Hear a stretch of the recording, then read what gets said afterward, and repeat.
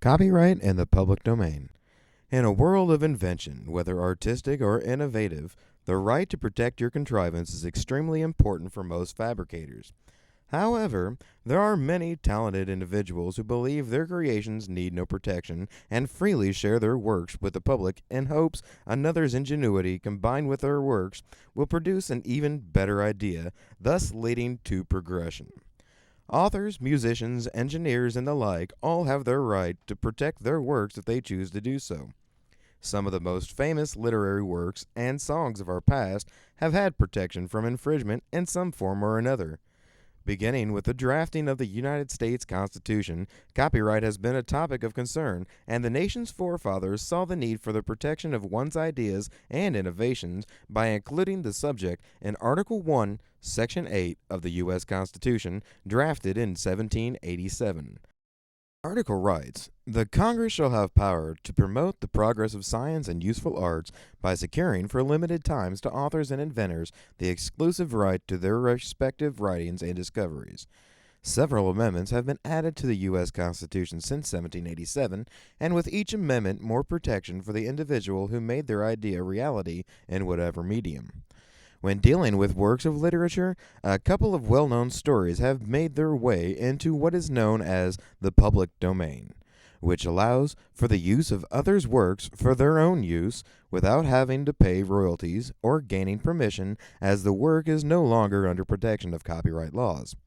For works to fall into public domain, they must fit a certain criteria, such as being published before 1923 or if the work's copyright has expired. H.G. Wells' The Invisible Man, written in 1897, falls under public domain.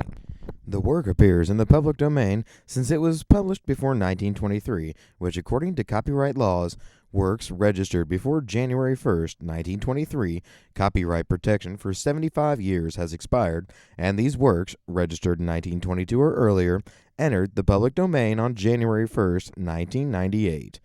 This is an excellent book, and the story has been converted to fit the premise of a comic book story with the same title in several publications over time, as the main character, Griff, fits the comic superhero profile perfectly as a mad scientist attempting to fit into society. The use of this story, being in the public domain, has allowed for its story to be told in different forms of media, such as the comic book, to reach a new audience over the generations, thus allowing the story to live on without the threat of keeping it secluded to the literary world alone, and having children of all ages to gain exposure to the touching and relatable narrative of the protagonist. However, I have found on Barnes & Noble's website a Penguin Publishing Group having a copyright in 2004 for this book, which makes no sense to me and is very confusing, as the information I previously provided clearly states the book is protected under public domain. Along with books, public domain covers many forms of medium, such as songs. A popular song I would like to cover here is "Hello My Baby," published by Howard and Emerson, which has been used over and again in television and movies and has been recreated by artists over time since its original publication.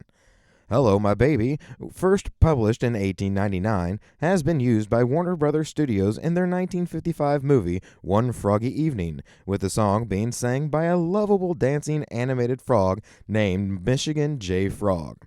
In a Washington Post article, Lisa DeMores writes, "Michigan J. Frog, the 1950s Warner Brothers contract player, is best known for his Top Hat, Cane, and Ragtime songs."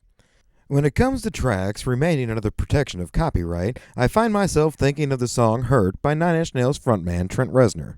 "Hurt" has been covered by many artists, including the most popular of them being the late Man in Black, Mr. Johnny Cash. An internet article written for NME.com describes an interview with Trent Reznor in which Reznor describes his thoughts regarding Cash's cover of Nine Inch Nails' "Hurt." Reznor states, "Having Johnny Cash, one of the greatest singer-songwriters of all time, want to cover your song, that's something that matters to me. It's not so much what other people think, but the honor that this guy felt it was worthy of interpreting." Reznor's outlook on sharing his music transcends the opinions of many artists in the music industry. His attitude towards Cash's performance is the embodiment of our forefathers' vision to promote progress in art, and even though Cash may not have interpreted Hurt the way Reznor had when Reznor recorded his version, Cash's interpretation reflected his life through the same words Reznor had interpreted his own. Copyright laws were written to protect the flow of ideas. However, with the ever-changing world we live in, we see a flux of infringements on these rights by artists, musicians, and architects who steal their works from other artists. However, through the protection of the copyright laws in the United States, the artists whose visions have been infringed upon can fight back against these thieves by using the copyright laws to their benefit, allowing the integrity of their visions to remain intact until their works enter into the public domain, or are allowed to be revised with the permission of the artists themselves.